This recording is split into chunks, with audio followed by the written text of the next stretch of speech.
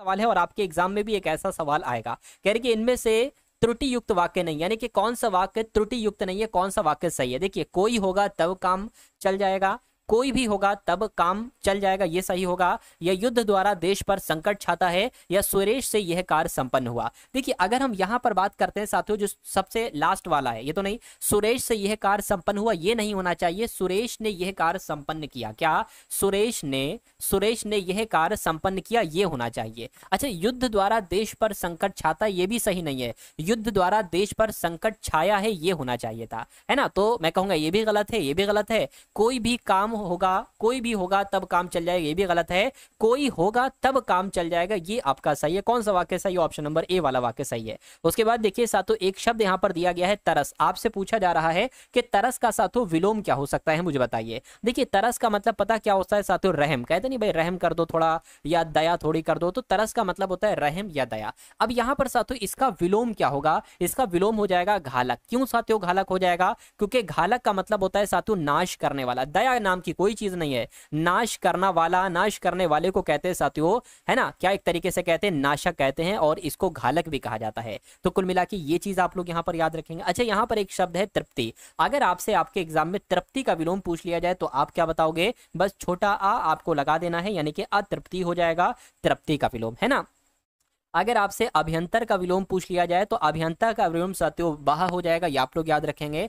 तमिश्ना का अगर आपसे विलोम पूछा जाए तो तमिश्ना का विलोम आपको प्रकाश बताना है। क्या बताना है साथियों? प्रकाश बताना है। इतनी जानकारी याद रखेंगे। उसके बाद देखिए साथियों, अगला सवाल है, कह रहे हैं कि उच्छ्वास ये किसका काव्य संग्रह है? तो अगर बात करते हैं सुमित्रा नंदन पंत का काव्य संग्रह है, ये बात आप लोग यहाँ पर याद रखें। किसका? सुमित्रा नंदन पंत का ये काव्य संग्रह है। उसके अलावा एक इनकी रचना और पूछी जाती है सुमित्रा नंदन पंत की, गुंजन। गुंजन किसकी रचना है? तो सुमित्रा नंदन पंत की। और अगर आपसे पूछा जाए ग्राम्य किसकी रचना है, तो सुमित्रा नंदन पंत की रचना है। उसके अलावा अगर निराला जी की बात करते हैं साथियों, तो निराला की कई सारी रचनाएं आपसे पूछी जाती है, जैसे कि अर्चना किसकी रचना है? तो अर्चना, है ना, सूर्यकांत त्रिपाठी निराला की रचना है। आराधना किसकी रचना है? आराधना भी साथियों सूर्यकांत त्रिपाठी निराला की रचना है। उसके अलावा जयशंकर प्रसाद की जब हम बात करते हैं तो साथियों आंसू रचना बहुत पूछी जाती है। उसके अलावा साथियों झरना रचना बहुत पूछी जाती है। एक है साथियों प्रेम पथिक। क्या? प्रेम पथिक रचना, ये भी साथियों सूर्यकांत त्रिपाठी, सॉरी, जयशंकर प्रसाद की है, ये भी बहुत पूछी जाती है ना। तो इतनी रचनाएं आप लोग याद रखेंगे। और हरिऔध की अगर बात करते हैं साथियों, वैदेही वनवास बहुत पूछी जाती है। तो वैदेही वनवास किसकी रचना है? वैदेही वनवास साथियों हरिऔध की रचना है, ये आप लोग यहाँ पर याद रखेंगे। चलिए साथियों, उसके बाद देखिए अगले नंबर का सवाल आपकी स्क्रीन पर, कह रहे कि सो देश का सही संधि विच्छेद क्या है? देखिए, इसमें से एक शब्द निकल रहा है उद्देश्य, और उद्देश्य कहां पर लिखा हुआ? ऑप्शन नंबर डी में लिखा हुआ है। तो साधन उद्देश्य जो होगा ये स्वदेश का क्या हो जाएगा साथियों? संधि विच्छेद हो जाएगा। अगर आपसे पूछ लिया जाए स्वदेश में संधि कौन सी है, तो मैंने आपको बताया था एक मात्रा जहां पर लगी हो तो वहां पर हमेशा गुण संधि होती है ना। तो क्या होती है साथियों? यहाँ पर गुण संधि होती है, ये बात आप लोग याद रखेंगे। अच्छा, अगर आपसे पूछ लिया जाए कि संधि के कितने प्रकार होते हैं, तो संधि के 3 प्रकार होते हैं। पहला प्रकार साथियों क्या हो जाएगा? स्वर संधि हो जाएगी। पहला प्रकार क्या हो जाएगा? स्वर संधि हो जाएगी। दूसरे की अगर बात करते हैं साथियों, दूसरी आपकी व्यंजन संधि हो जाएगी, है ना, दूसरी आपकी व्यंजन संधि हो जाएगी। और तीसरी आपकी क्या हो जाएगी साथियों? तीसरी आपकी विसर्ग संधि हो जाएगी। ये भी जानकारी याद रखना है। जितनी भी चीजें मैं आपको बता रहा हूं साथियों, आपको 1 बाय 1 करके तैयार करते रहना है, याद करते रहना है, क्योंकि जो क्वेश्चन करवा रहा हूं वहां से भी सवाल बनेंगे, और जो जानकारी आपको दे रहा हूं वहां से भी डायरेक्ट आपके एग्जाम में सातों सवाल पूछे जाएंगे।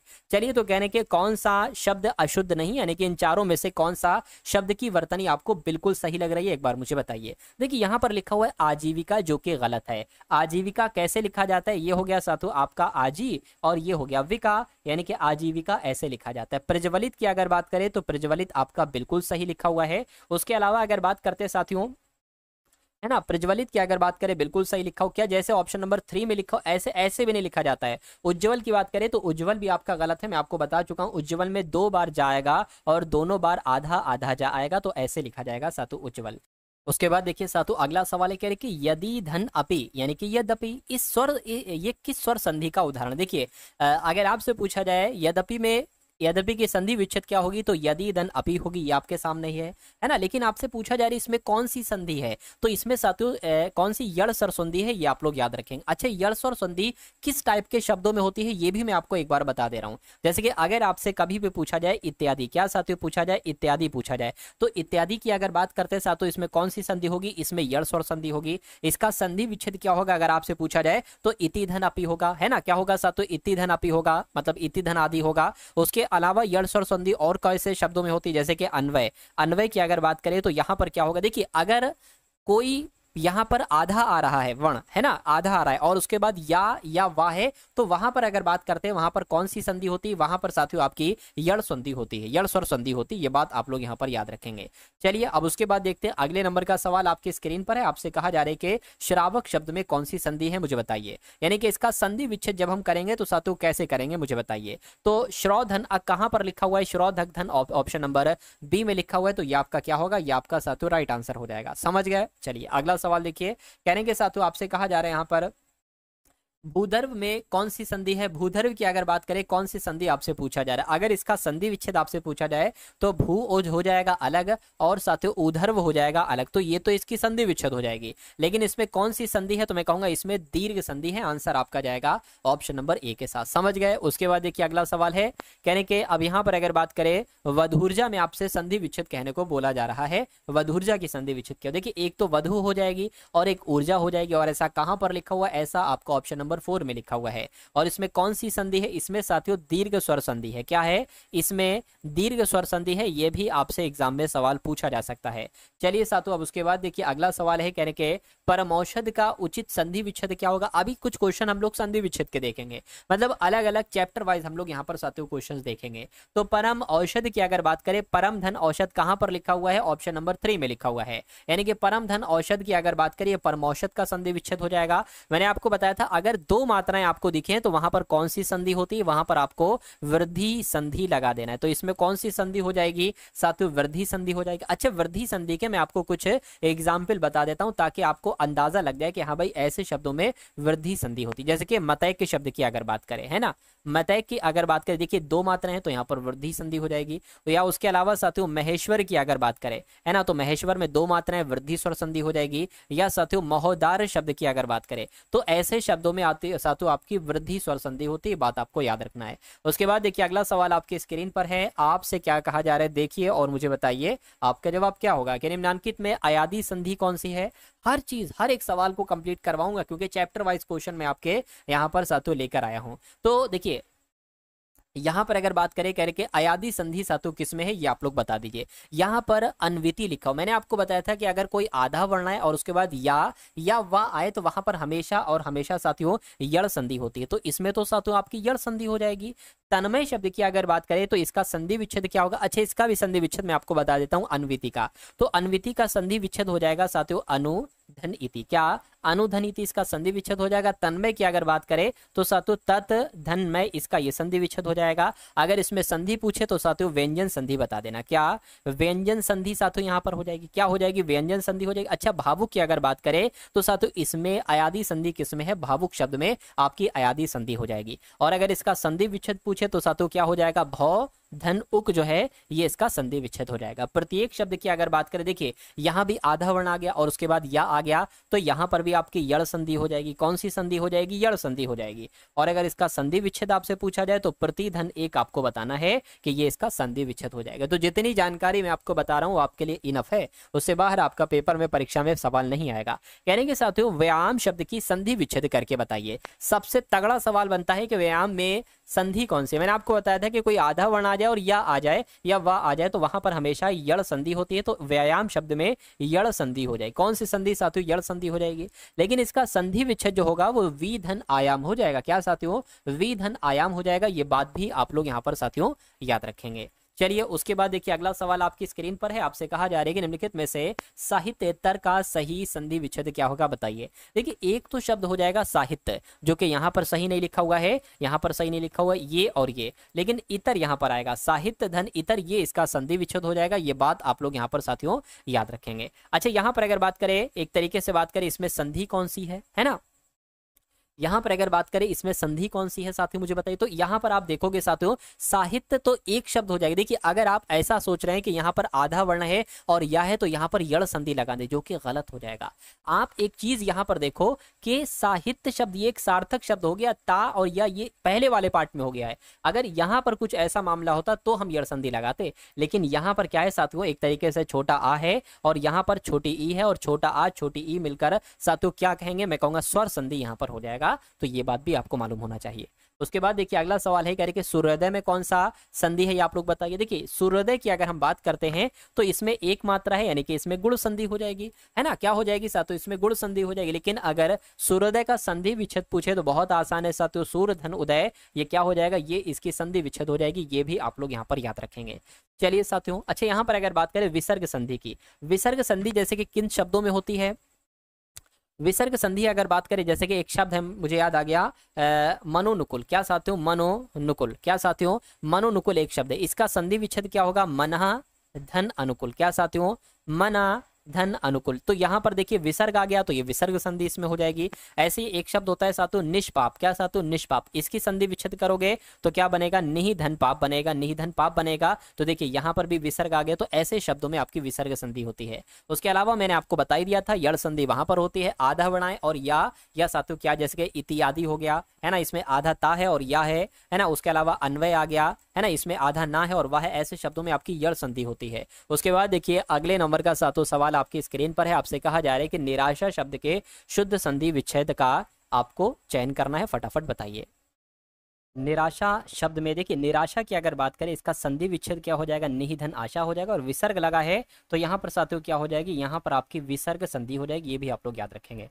चलिए साथियों, उसके बाद देखिए अगला सवाल कह रहे हैं निम्नलिखित में से स्वर संधि वाला शब्द कौन सा नहीं है ना। अभी आपके सामने विलोम शब्द के क्वेश्चन आएंगे बहुत सारे, फिर विलोम शब्द देखेंगे, उसके बाद पर्यायवाची वाला चैप्टर आएगा। तो स्वर संधि वाला शब्द नहीं है। स्वर संधि की अगर बात करें, देखिए जब हम पहले ही शब्द की बात करते हैं तो यहाँ पर क्या लिखा हुआ है, यहाँ पर आपका एक शब्द लिखा हुआ है निर्गुण, और निर्गुण का संधि विच्छेद जब हम करते हैं तो निकल कर आता है निहि धन गुण, यानी कि यहाँ पर तो साथियों क्या आपकी यहाँ पर विसर्ग संधि है, ना कि यहाँ पर स्वर संधि है। स्वर संधि इसमें है, स्वर संधि इसमें है ना, और स्वर संधि इसमें। लेकिन कैसी स्वर संधि है, वृद्धि स्वर संधि है, क्योंकि यहां पर भी दो मात्राएं हैं, यहां पर भी दो मात्राएं और यहां पर भी दो ही मात्राएं हैं। समझ गए साथियों। चलिए अच्छा, अगर हम बात करें इसके संधि विच्छेद आपके एग्जाम में पूछ ली जाए, जैसे सदैव की संधि विच्छेद क्या होती है, सदा धन एव होती है, ठीक है। मतैक्य की अगर बात करें साथियों, मत धन ऐक्य हो जाएगी, है ना, तो ये भी आप लोग याद रखेंगे। एकैक्य की अगर बात करें साथियों, एक धन एक इससे बनता है, एक धन एक बराबर क्या होता है, एकैक्य होता है। तो आपके इस क्वेश्चन का आंसर ऑप्शन नंबर ए होगा। और अगला सवाल आपकी स्क्रीन पर है, कह रहे कि निम्नलिखित विकल्प में से संधि विच्छेद अनुचित है,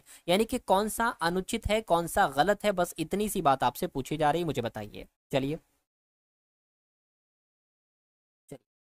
देखिए, अगर बात करते हैं यहाँ पर बहिधन एकता की, तो बहिरेकता ये बिल्कुल सही है, संधि विच्छेद, है ना। उसके अलावा आशीर्वचन की अगर बात करें तो ये भी बिल्कुल सही है ना। यहाँ पर साथियों रति रंश की संधि विच्छेद, रति और रंश बताएगी, यहाँ पर विसर्ग नहीं आएगा, विसर्ग नहीं आएगा, खाली सातु कैसे हो जाएगा, रति धन रंश हो जाएगा। तो मैं कहूंगा कौन सी गलत है, ऑप्शन नंबर सी वाली गलत है, तो यही आपका आंसर है। उसके बाद देखिए सरोज शब्द का संधि विच्छेद क्या होगा, तो सरोज का संधि विच्छेद सरहा धन जा हो जाएगा, और इसमें कौन सी संधि हो जाएगी, विसर्ग संधि हो जाएगी। उसके बाद देखिए कह रहे साथियों अंतर ध्यान, क्या अंतर ध्यान की अगर बात करें इसका संधि विच्छेद आपसे पूछा जा रहा है, तो अंतः धन ध्यान कहां पर लिखा हुआ है, ऑप्शन नंबर 3 में लिखा हुआ है। पुनर्जन्म की अगर बात करें इसका संधि विच्छेद क्या हो जाएगा साथियों, पुनर्जन्म का, तो पुनः धन जन्म कहां पर लिखा हुआ है, ऑप्शन नंबर 1 में लिखा हुआ है। अगला देखिए अतः अतएव की अगर बात करें इसके संधि विच्छेद की, तो अतः धन एव यहाँ पर विसर्ग संधि है, आंसर आपका 4 होगा। उसके बाद देखिए निम्नलिखित में से विसर्ग संधि वाला शब्द नहीं है, फटाफट बताइए कौन सा शब्द नहीं है। देखिए निश्चल की अगर बात करें तो निश्चल में विसर्ग संधि, अच्छा निश्चल का संधि विच्छेद कैसे बनेगा, निहि, है ना, विसर्ग लग जाएगा और चल लग जाएगा, इसमें विसर्ग संधि है, ठीक है। शरद चंद्र की अगर बात करते हैं इसका संधि विच्छेद की अगर बात करें तो एक शब्द तो आ जाएगा शरद और हलंत लग जाएगा नीचे, और उसके बाद आ जाएगा चंद्र, है ना। तो यहाँ पर अगर बात करें इसमें साथियों कौन सी संधि हो जाएगी, व्यंजन संधि हो जाएगी, यहाँ पर विसर्ग संधि साथियों नहीं होगी। तो हमारा जवाब जो होगा वो यही हो जाएगा। बाकी मनस्ताप शब्द की अगर बात करते इसमें भी विसर्ग संधि है, क्योंकि इसका संधि विच्छेद होता है मनः धनताप, क्या मनः धनताप। और निष्फल की अगर बात करें इसमें इसमें भी विसर्ग संधि, क्योंकि इसका संधि विच्छेद होता है निहि धन फल। तो कुल मिला के इस क्वेश्चन का आंसर आपको ऑप्शन नंबर बी होगा। और उसके बाद देखिए कि निर्विकार शब्द में कौन सी संधि है, तो इसका संधि विच्छेद क्या हो जाएगा साथियों, निहि धन विकार हो जाएगा। क्या? निहि धन विकार, ये इसका संधि विच्छेद हो जाएगा। और इसमें कौन सी संधि, इसमें सातु विसर्ग संधि है। उसके बाद देखिए अगला सवाल है, कह रहे कि निराहार में आपसे संधि विच्छेद पूछी जा रही है, तो निहि धन आहार कहाँ पर लिखा हुआ है, निहि धन आहार ऑप्शन नंबर 3 में लिखा हुआ है। उसके बाद देखिए अगला सवाल है, कह रहे कि पंचम शब्द का संधि विच्छेद आपसे यहाँ पर पूछा जा रहा है, बताइए। तो पम धन चम जो होगा वो पंचम शब्द का सातों संधि विच्छेद हो जाएगा। और इसमें कौन सी संधि है सातों, इसमें आपकी व्यंजन संधि हो जाएगी। उसके बाद देखिए अब यहाँ पर सातों आपके सामने विलोम टाइप के, क्या विलोम शब्द के चैप्टर आपका स्टार्ट हो चुका है। विलोम शब्द के इंपॉर्टेंट क्वेश्चन हम लोग देख लेंगे, और जितने क्वेश्चन बता उनको देखिएगा, और जिनसे उनसे रिलेटिव जितने इंपॉर्टेंट क्वेश्चन दो रिलेटिव, उनसे भी आपके एग्जाम में सवाल बनेंगे। देखिए कटु का आपसे पूछा जा रहा है विलोम क्या होगा। अगर हम नरम की बात करते हैं, नरम का विलोम क्या होता है साथियों, सख्त होता है। नरम का विलोम क्या होता है, सख्त होता है। सुख की अगर बात करें, सुख का विलोम अगर आपसे पूछे तो दुख बता देना। शब्दहीन शब्द की अगर बात करें तो पता क्या होता है साथियों, इसका विलोम मुखर होता है। क्या होता है साथियों, मुखर होता है। लेकिन अगर हम बात करते हैं कटु शब्द की, तो कटु का विलोम क्या हो जाएगा, मृदु हो जाएगा। आंसर आपका 4 हो जाएगा। उसके बाद देखिए अगला क्वेश्चन है, कहने के साथियों तद्धत का विलोम क्या होता है, मुझे बताइए। तो तद्धत का विलोम साथियों अतद्धत हो जाएगा। छोटा आ यहाँ पर जो है ना वो लग जाएगा। अगर आपसे यहाँ पर पूछ ले अद्वैत का विलोम क्या होगा, तो अद्वैत में साथियों क्या छोटा आ हटा दीजिए, द्वैत हो जाएगा। अनित्य की अगर विलोम की बात करें तो इसमें भी छोटा आ हटा दीजिए, नित्य हो जाएगा। तो ये भी सारी चीजें आप लोग याद रखेंगे। चलिए साथ उसके बाद देखिए अगला सवाल है, कह रहे औरस का विलोम क्या होता है। तो औरस का विलोम साथियों यहाँ पर मुझे बता दीजिए कि औरस का मतलब क्या होता है पता। औरस का विलोम एक तरीके से विवाहिता करके होता है ना। चलिए तो औरस का विलोम क्या हो जाएगा, दत्तक हो जाएगा। ये आप लोग यहाँ पर साथियों याद रखेंगे। चलिए अच्छा, यहाँ पर विरस शब्द की अगर बात करें, विरस का विलोम क्या हो जाएगा साथियों, रस हो जाएगा। और नीरस की अगर बात करें, नीरस का मतलब पता क्या हो जाएगा, सरस हो जाएगा। नीरस का विलोम सरस होता है। और प्रापक का अगर विलोम आपसे पूछे तो प्रेषक आपको बता देना। क्या? प्रापक का विलोम प्रेषक और प्रेषक का विलोम प्रापक। ये बात आप लोग यहाँ पर याद रखेंगे। अगला देखिए, कह रहे कि किस विकल्प में विलोम युग्म सही नहीं है, मुझे बताइए। देखिए आप लोग याद रखेंगे, समास का विलोम क्या होता है, व्यास होता है। वरदान का विलोम क्या होता है साथियों, अभिशाप होता है। रुक्ष का विलोम स्निग्ध होता है, ये बात बिल्कुल सही है। सद्भा का विलोम निर्धवा नहीं होता है। क्या? सद्भा का विलोम साथियों निर्धवा नहीं होता है, बल्कि क्या होता है, विधवा होता है। विधवा का विलोम क्या होता है, सद्भा होता है। और सद्भा का विलोम क्या होता है, विधवा होता है। तो आंसर आपका जाएगा 4 के साथ।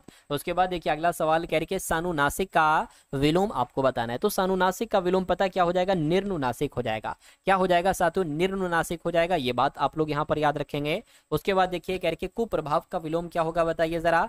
तो कुप्रभाव का विलोम शब्द मुझे साथियों बता दीजिए। देखिए अगर आपसे प्रभाव का विलोम पूछ लिया जाए तो छोटा आ लगा देना, अप्रभाव, ये अप्रभाव का विलोम हो जाएगा, है ना। उसके अलावा साथियों अगर बात करें दुष्प्रभाव का विलोम अगर पूछ लिया जाए तो आपको साथियों सत्प्रभाव बता देना है। क्या? सत्प्रभाव बता देना है। लेकिन अगर आपके एग्जाम में कुप्रभाव का विलोम आ जाए तो कुप्रभाव का विलोम साथियों सुप्रभाव हो जाएगा। आंसर आपका 3 हो जाएगा। उसके बाद देखिए आपसे पूछा जा रहा है कि उच्छिष्ट का विलोम मुझे बता दीजिए साथियों, क्या हो सकता है, बताइए। देखिए अभक्ष यहाँ पर लिखा हुआ है। अगर अभक्ष का विलोम आपसे पूछ लिया जाए तो आपको साथियों क्या बताना है साथियों, भक्ष यहाँ पर बता देना। अभक्ष का विलोम भक्ष और भक्ष का विलोम अभक्ष हो जाएगा, है ना। उसके अलावा अगर बात करते हैं उच्छिष्ट का विलोम क्या हो जाएगा, तो अनुच्छिष्ट जो होगा ये उच्छिष्ट का विलोम हो जाएगा। अगर आपसे अखाद्य का विलोम पूछे तो साथियों खाद्य बताना, या खाद्य का विलोम पूछे तो अखाद्य बताना। अभुक्त की अगर बात करें तो इसका विलोम क्या हो जाएगा, भुक्त हो जाएगा। तो ये सारी चीजें आप लोग, चलिए साथियों अनंत की अगर बात करें, अनंत का विलोम पता ससीम हो जाएगा। क्या हो जाएगा, अनंत का विलोम क्या हो जाएगा। अनंत की अगर बात करें ना, है ना, जिसका अंत ना हो उसको कहा जाता है अनंत। और अनंत का विलोम क्या हो जाएगा साथियों, ससीम हो जाएगा। ये बात आप लोग यहाँ पर याद रखेंगे। उसके बाद देखिए साथियों अगला सवाल है, कह रहे स्वकीय का विलोम क्या होगा, फटाफट मुझे बताइए स्वकीय का विलोम क्या होगा। तो स्वकीय का विलोम साथियों परकीय होता है। और परकीय कहाँ पर लिखा हुआ है, ऑप्शन नंबर 4 में लिखा हुआ है ना। चलिए अगला सवाल देखिए साथियों, आप लोग यानी कि विलोम शब्दों का एक सही युग्म है, इसमें से एक सही युग्म आपको बताना है साथियों कौन सा है, वही आपका आंसर हो जाएगा। आपत्ति का, देखिए आपत्ति का विलोम क्या विपत्ति होता है। तो मैं कहूंगा ये दोनों तो साथियों आपस में क्या है, ये तो आपत्ति विपत्ति ये दोनों सेम चीजें, ये दोनों साथियों पर्यायवाची, ये दोनों विलोम नहीं है। तो ये गलत हो जाएगा आपका, है ना। अगर आपसे आपत्ति का विलोम पूछे तो क्या होता है, आपत्ति का विलोम अनापत्ति होता है। क्या होता है साथियों, अनापत्ति होता है। पहली बात आप लोग याद रखेंगे। अच्छा यहाँ पर लिखा हुआ है क्या लिखा हुआ है, अवर्षण यहाँ पर लिखा हुआ है। तो अवर्षण की अगर बात करें साथियों इसका विलोम क्या हो जाएगा, अनावर्षण हो जाएगा। क्या हो जाएगा मुझे बताइए। चलिए देखिए यहाँ पर आवर्षण लिखा हो, अगर आवर्षण होता क्या साथियों, अगर यहाँ पर लिखा होता आवर्षण, तो आवर्षण का विलोम होता है अनावर्षण, लेकिन आवर्षण का विलोम नहीं होता है साथियों अनावर्षण। तो ये भी साथियों गलत है, ये भी गलत है। गणतंत्र की अगर बात करें, गणतंत्र का विलोम यहाँ पर आपसे पूछा गया, देखिए गणतंत्र का विलोम होता है राजतंत्र। क्या होता है साथियों, मैं कहूंगा साथियों राजतंत्र इसका विलोम होता है, तो ये भी आंसर नहीं हो सकता। आदर्त की अगर बात करें, आदर्त का साथियों मतलब क्या होता है, आदरत का मतलब होता है सातु आदर किया हुआ, है ना, और तिरस्कार, तिरस्कृत का मतलब हुआ जिसका बेइज्जती किया गया होता है। तो ये दोनों आपस में विलोम शब्द हैं, ना के सातु ये। तो यहाँ पर यही आपसे पूछा गया था कि विलोम शब्दों का सही युग्म कौन सा है, तो मैं कहूंगा ऑप्शन नंबर 4 वाला है। तो ये आपका बिल्कुल सही और सटीक जवाब हो जाएगा। चलिए सातु, उसके बाद देखिए अगला सवाल कह रहे कि प्रवृत्ति का विलोम क्या होगा, मुझे बताइए। तो प्रवृत्ति का विलोम आपसे पूछा जा रहा है, फटाफट बताइए। तो प्रवृत्ति का विलोम सातु यहाँ पर निवृत्ति हो जाएगा। निवृत्ति आपके इस क्वेश्चन का बिल्कुल सही जवाब है। और अगला देखिए करके कौन सा शब्द आसक्त का विलोम है, तो आसक्त का विलोम सातु क्या हो जाएगा, मैं कहूंगा अनासक्त हो जाएगा। क्या आसक्त का विलोम क्या हो जाएगा, अनासक्त हो जाएगा। अगर निमग्न का विलोम आपसे पूछ लिया जाए तो अनिमग्न आपको बता देना है, सिर्फ छोटा आ लगा देना है, बाकी आपको कुछ नहीं सातु करना है। निरुत्साह की अगर हम बात करते हैं तो निरुत्साह का विलोम क्या हो जाएगा, उत्साह हो जाएगा। निरुत्साह का विलोम उत्साह हो जाएगा। और अधम का विलोम अगर आपसे पूछे तो साथियों उत्तम आपको बता देना है। क्या उत्तम आपको बता देना है साथियों, अधम का विलोम। चलिए अगला सवाल आपकी स्क्रीन पर है, कह रहे कि एक देशीय का विलोम आपसे यहाँ पर पूछा जा रहा है। तो एक देशीय का विलोम सर्वदेशीय हो जाएगा। आंसर आपका ऑप्शन नंबर 3 हो जाएगा, है ना। ये चीजें आप लोग यहाँ पर याद रखेंगे। चलिए अगला क्वेश्चन देखिए, कह रहे कि कौन सा शब्द पाश्चात्य का विलोम है। तो पाश्चात्य का विलोम यहाँ पर आपसे पूछा जा रहा है, फटाफट बताइए एक बार मुझे आप लोग। चलिए, तो पाश्चात्य का विलोम साथियों पौर्वात्य हो जाएगा। पौर्वात्य आपका बिल्कुल सही जवाब है। अगला सवाल आपकी स्क्रीन पर है, यानी कि विस्मरण की अगर बात करें तो विस्मरण का विलोम क्या हो जाएगा, मैं कहूंगा स्मरण हो जाएगा। स्मरण आपका बिल्कुल सही जवाब हो जाएगा। उसके बाद देखिए अगला क्वेश्चन है, कह रहे कि आवर्तक का विलोम क्या होगा। तो आवर्तक का विलोम अनावर्तक हो जाएगा। क्या हो जाएगा साथियों, अनावर्तक हो जाएगा। ये आप लोग याद रखेंगे। अगर प्रवर्तक का विलोम आपसे पूछा जाए तो यहाँ पर छोटा आ लगा देना, है ना, छोटा आ लगाओगे तो ये इसका विलोम बन जाएगा। आवर्त की अगर बात करें तो आवर्त का विलोम क्या हो जाएगा साथियों, अनावर्त हो जाएगा। प्रकर्ष की अगर बात करें तो प्रकर्ष का विलोम साथियों क्या हो जाएगा, अपकर्ष होता है। क्या होता है साथियों, अपकर्ष होता है। तो ये जानकारी आप लोग याद रखेंगे। उसके बाद देखिए कह रहे कि इसमें से तीक्ष्ण शब्द का विलोम क्या होगा। तो तीक्ष्ण का विलोम क्या होता है साथियों, मैं कहूंगा मंद होता है। तीक्ष्ण का विलोम क्या हो जाएगा, मंद हो जाएगा। क्योंकि तीक्ष्ण का मतलब होता है साथियों तेज, और मंद का मतलब क्या होता है साथियों, धीमा कह लो या सुस्त कह लो। तो इस प्रकार आपका जवाब जो जाएगा वो ऑप्शन नंबर साथियों बी के साथ जाएगा, है ना। चलिए उसके बाद देखिए अगला सवाल है, कह रहे हैं कि हरिल का समानार्थी शब्द नहीं। अब समानार्थी शब्द वगैरह हम लोग देख लेंगे, पर्यायवाची हम लोग यहाँ पर देख लेंगे।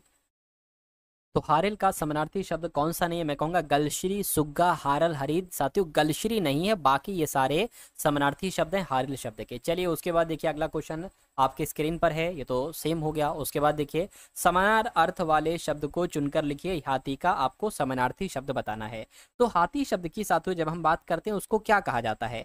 हाथी शब्द की अगर बात करें साथियों, हाथी का समानार्थी शब्द फटाफट आप लोग यहाँ पर मुझे बता दीजिए। तो हाथी का समानार्थी शब्द साथियों हस्ती हो जाएगा। क्या हो जाएगा, हस्ती आपका यहाँ पर बिल्कुल सही जवाब हो जाएगा, है ना। उसके अलावा हाथी को और क्या क्या कहा जाता है, कि हाथी को गज नहीं कहते, बिल्कुल कहते हैं। उसके अलावा हाथी की अगर बात करें साथियों, हाथी को कहीं ना कहीं राज भी कहा जाता है ना। और हाथी की अगर बात करें साथियों मतंग भी कहा जाता है हाथी को। तो ये तो हो गए साथियों हाथी के पर्यायवाची। उसके बाद देखेंगे कह रहे कि विष्णु का पर्यायवाची। अब मुझे बताइए, तो इसमें से विष्णु का पर्यायवाची जो होगा वो जनार्दन हो जाएगा। क्या साथियों, जनार्दन जो होगा ये विष्णु का पर्यायवाची हो जाएगा। और विष्णु की अगर हम लोग बात करते हैं साथियों, विष्णु को हरि भी कहा जाता है, विष्णु को नारायण भी कहा जाता है ना। विष्णु को हरि भी कहते हैं, नारायण भी कहते हैं, और विष्णु को साथियों माधव भी कहा जाता है। क्या, माधव भी कहते हैं। और विष्णु को साथियों चक्रपाणी भी कहा जाता है। क्या कहा जाता है, चक्रपाणी भी कहा जाता है। उसके बाद देखिए अगला सवाल है, करके पर्यायवाची का सुमेल नहीं है। कौन सा पर्यायवाची का सुमेल नहीं है, ये आपसे कुल मिला के पूछा जा रहा है, बताइए। तो पंकज की अगर बात करें और नलिन, बिल्कुल सही। या तो ये तो बिल्कुल सही हो जाएगा, है ना। ये तो बिल्कुल, पंकज की अगर बात करें इसका मतलब कमल होता है, और नलिन का मतलब भी कमल होता है। अग्नि का मतलब आग होता है, और दहन का मतलब भी आग होता है। कमल की अगर बात करें तो सारंग नहीं कहेंगे साथियों कमल को, और ये भी पर्यायवाची हो जाएंगे। तो कुल मिला के आपके इस क्वेश्चन का आंसर जो जाएगा वो ऑप्शन नंबर क्या होगा, 3 वाला होगा। नेक्स्ट नंबर का सवाल है, यानी कि लहर का आप लोग ये बताइए क्या लिखा हुआ है निम्नलिखित प्रश्न में 4 विकल्पों में से उस विकल्प का चयन दिए हैं करिए जो दिए गए शब्द के पर्यायवाची शब्द का सही विकल्प नहीं है। यानी कि लहर का पर्यायवाची देखिए तरंग है, लहर का पर्यायवाची वीची है, अब्द नहीं है और ऊर्मी भी है। तो कौन सा लहर का पर्यायवाची नहीं होगा? ऑप्शन नंबर सी वाला नहीं होगा, क्योंकि अब्द का मतलब होता है सातों सेवक, अब्द का मतलब सेवक होता है, अब्द का मतलब होता है सातों गुलाम, क्या गुलाम होता है, अब्द का मतलब अब्द का पर्यायवाची होता है सातों भक्त। तो ये बात आप लोग यहाँ पर याद रखेंगे। उसके बाद देखिए अगला सवाल कहने के निम्नलिखित में से कौन सा शब्द उपेक्षा का पर्यायवाची शब्द नहीं है? तो उपेक्षा को कहीं ना कहीं इसका पर्यायवाची शब्द उदासीन होता है, उदासीनता होता है, विरक्ति होता है, लेकिन अपेक्षा नहीं होता है ना? क्या नहीं होता है साथियों? अपेक्षा नहीं होता है, क्योंकि अपेक्षा उपेक्षा ये दोनों विपरीत हैं कहीं ना कहीं साथियों, है ना। चलिए उसके बाद देखिए साथियों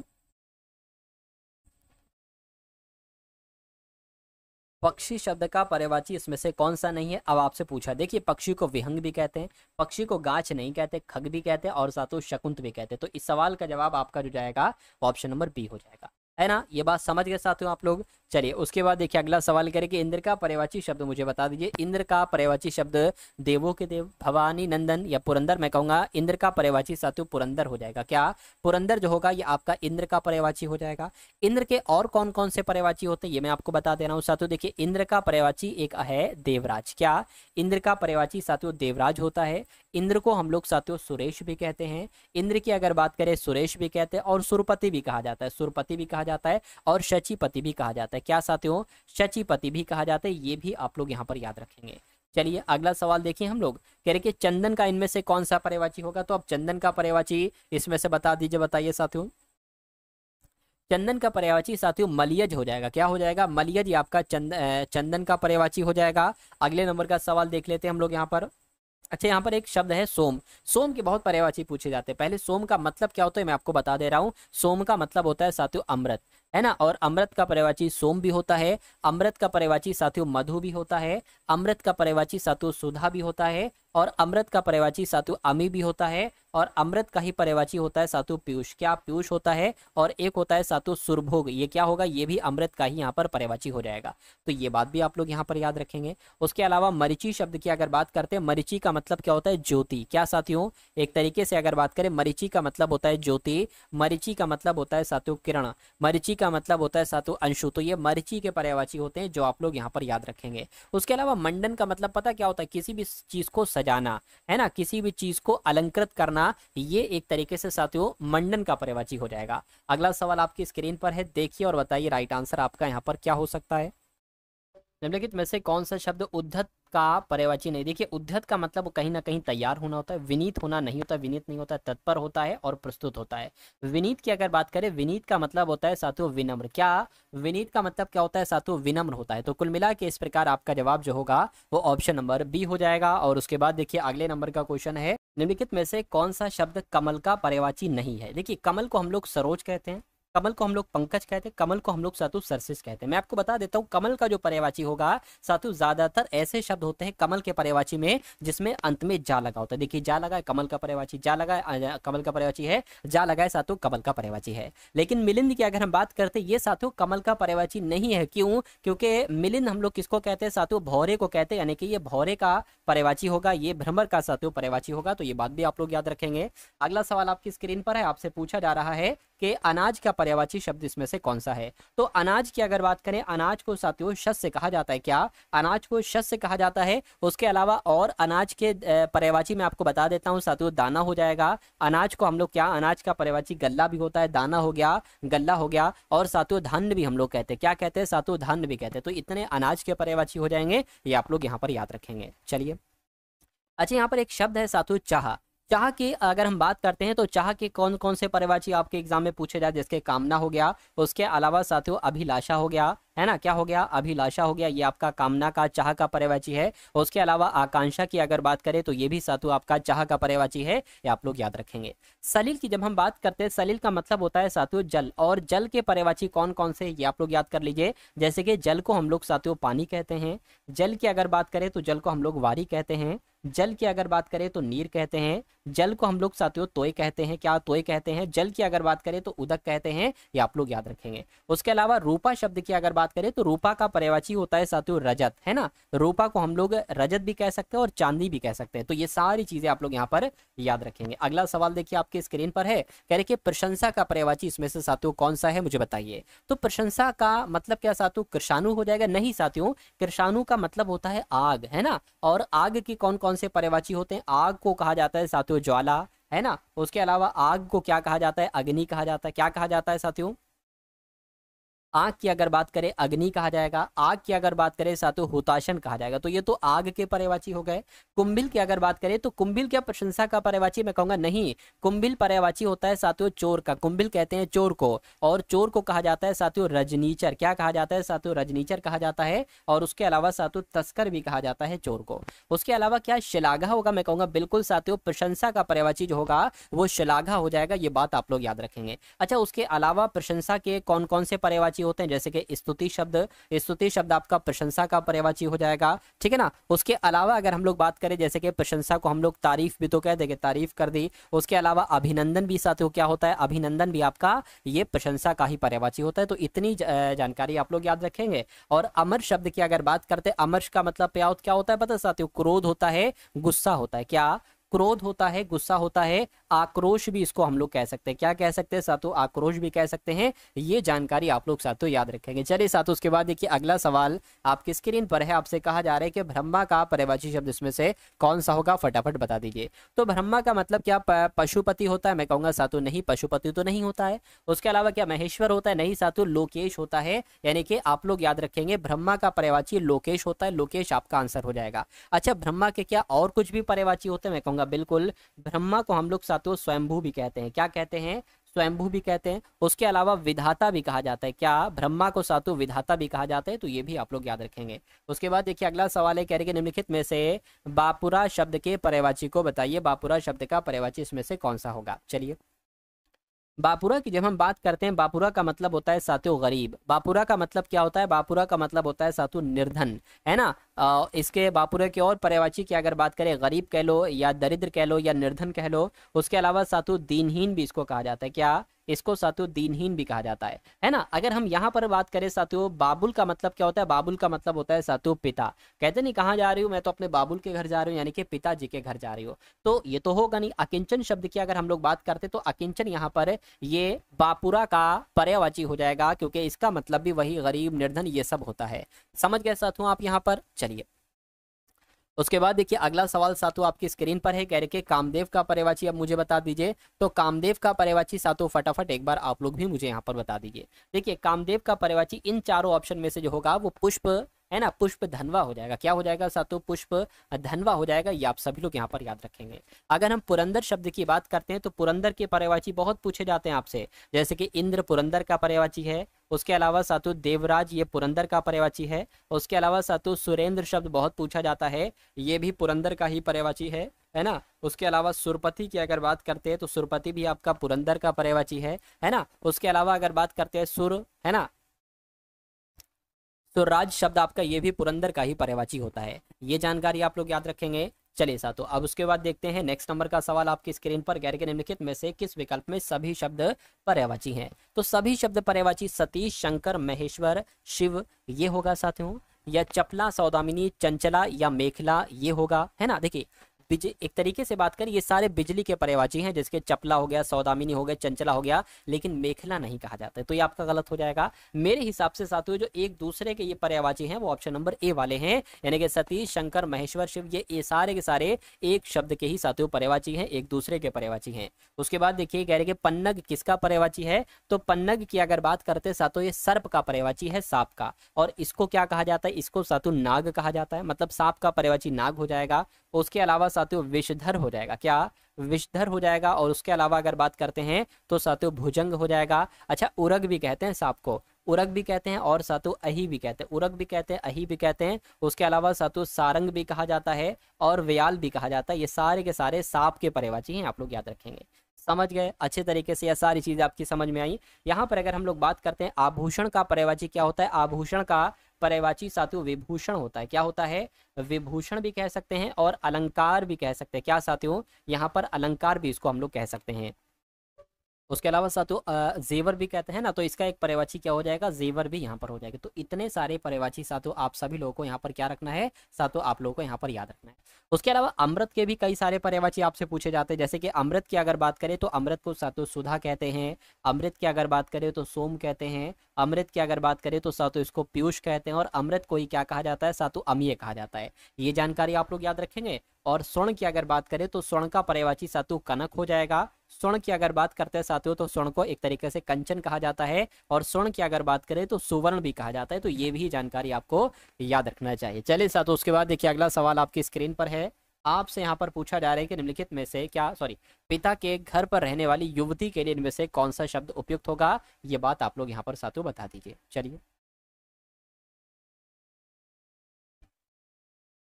तो आप लोग याद रखेंगे उसको सुवासिनी कहा जाता है। पिता के घर पर रहने वाली युवती को एक शब्द में क्या कहा जाता है साथियों, सुवासिनी कहा जाता है। अगर यहाँ पर हम लोग बात करते हैं सुहागिनी किसे कहा जाता है, वो स्त्री जो जिसका पति हो, है ना, पति जीवित हो, उसको क्या कहा जाएगा, सुहागिनी कहा जाएगा। अगर हम लोग यहाँ पर सिकाता शब्द की बात करते हैं, जिसके जो पत्थर का सबसे महीन या मुलायम एक तरीके से जो चीज होती है ना, उसको साथियों कहा जाता है सिकाता। और घर की मालकिन को क्या कहा जाता है, गृहिणी कहा जाता है। कहीं ना कहीं घर की मालकिन ही होती है। अरे भाई, ये थोड़ी ना कहेंगे जो घर में काम काज करती है ना, ये थोड़ी ना कहेंगे, घर की मालकिन को ही कहेंगे गृहिणी है ना, गृहिणी है। चलिए, उसके बाद देखिए अगला सवाल आपकी स्क्रीन पर है। कह रहे कि दोपहर के बाद के समय को एक शब्द में सातों आपको यहाँ पर बताना। देखिए 3 तरह के यहाँ पर शब्द आपसे पूछे जाते हैं। जैसे कि दोपहर के बाद का समय अगर आपसे पूछा जाए तो आपको अपराह्न बताना है। क्या, दोपहर के बाद का समय को अपराह्न बताना। या अगर आपसे पूछा जाए कि वो समय जब सूर्य मध्य आकाश में पहुंचता है तो उसको सातु मध्याह्न कहा जाता है।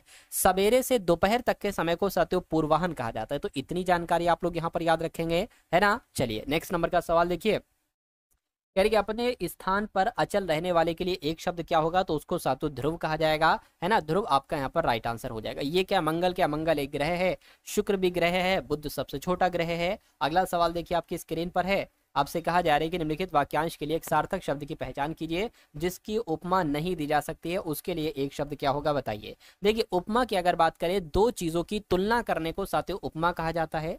अनादि की अगर बात करें, जिसका कोई आरंभ ना हो उसको अनादि कहा जाता है।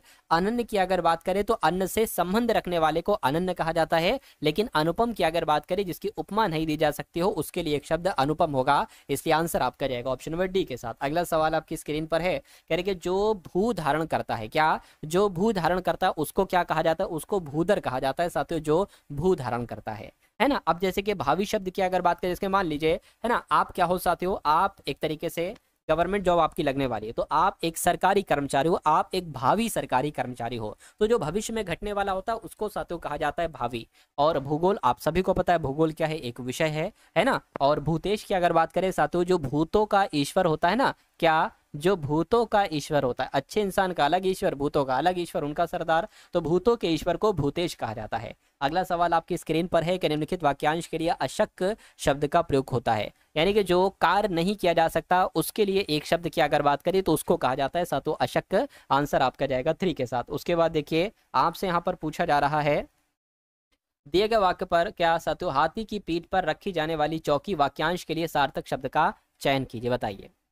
चलिए, तो उसको पता क्या कहा जाता है सातु, हौदा उसको कहा जाता है। हौदा आपके सवाल का बिल्कुल सही जवाब हो जाएगा। अगला सवाल देखिए, करके तैरकर पाने की इच्छा रखने वाले के लिए एक शब्द क्या होगा, उसको तितीर्षु कहा जाता है। क्या कहा जाता है, तितीर्षु कहा जाता है। अगला देखिए 15 दिन में एक बार होने वाले, उसके लिए एक शब्द क्या होगा, तो जो 15 दिन में एक बार होता है ना उसको सातु पाक्षिक कहा जाता है। क्या, अच्छा दैनिक, क्या दिन में जो एक बार होता है उसको दैनिक कहा जाएगा। अगर साप्ताहिक शब्द की अगर बात करें, जो सप्ताह में एक बार होता है साप्ताहिक। मासिक की अगर बात करें, महीने में एक बार होने वाले को अर्धवार्षिक, जो 6 महीने में एक बार होता है उसको अर्धवार्षिक, और जो वर्ष में एक बार होता है उसको वार्षिक कहा जाएगा। ऐसा फूल जो पूरा खिला ना हो उसके लिए एक शब्द सातु क्या हो सकता है बताइए। तो उसके लिए अगर बात करें उसको मुकुल कहा जाएगा। क्या? उसको मुकुल कहा जाएगा, यानी कि वो फूल जो पूरा खिला ना हो उसके लिए एक शब्द क्या हो जाएगा? मुकुल हो जाएगा। और अध खिले की अगर बात करें, यानी कि आधा खिला, कोई फूल ऐसा है जो आधा खिला, उसको अध खिला कहा जाएगा, है ना। कमल की अगर बात करें क्या होता है? एक पौधा होता है। पुष्प क्या होता है? एक फूल होता है। तो कुल मिला के आंसर आपका ए होगा। उसके बाद देखिए अगला सवाल कह रहे कि जिस पर हमला ना किया गया हो उसके लिए एक शब्द क्या हो? तो उसको सातु अनाक्रांत कहा जाता है, जिस पर हमला ना किया गया हो। और यहाँ पर एक शब्द लिखा हुआ है आक्रामक। आक्रामक का मतलब क्या होता है सातु? हमला करने वाले को आक्रामक कहा जाता है। और जिस पर आक्रमण किया गया हो उसको क्या कहा जाएगा? आक्रांता कहा जाएगा, है ना। और अयोध्या शब्द की अगर बात करें, जिसको जीता ना जा सके उसके लिए एक शब्द अयोध्या हो जाएगा। नेक्स्ट नंबर का सवाल देखिए, कह रहे कि किसी को जीतने की चाह, इसके लिए एक शब्द क्या होगा? तो इसको सातु जिगीषा कहा जाता है। जिसको जीतने की चाह हो इसके लिए शब्द जिगीषा होगा। और जिगीषु शब्द की अगर बात करें तो जीत का इच्छुक, इसके लिए एक शब्द होगा जिगीषु। और जिजीविषा का मतलब होता है जीने की इच्छा, और जिजीविषु का मतलब होता है जो अधिक समय तक जीवित रहना चाहता हो उसको जिजीविषु कहा जाएगा। तो ये सारी जानकारी भी आप लोग याद रखेंगे। उसके बाद देखिए अगला सवाल साथियों आपकी स्क्रीन पर, कह रहे कि संकीर्ण विचारों वाला व्यक्ति, इसके लिए एक शब्द क्या होगा? तो उसको ढकियानुसी कहा जाता है, कि जो एक तरीके से संकीर्ण विचार है, जिसकी थिंकिंग छोटी है, विचार जिसके छोटे हैं। आंसर आपका ऑप्शन नंबर ए होगा।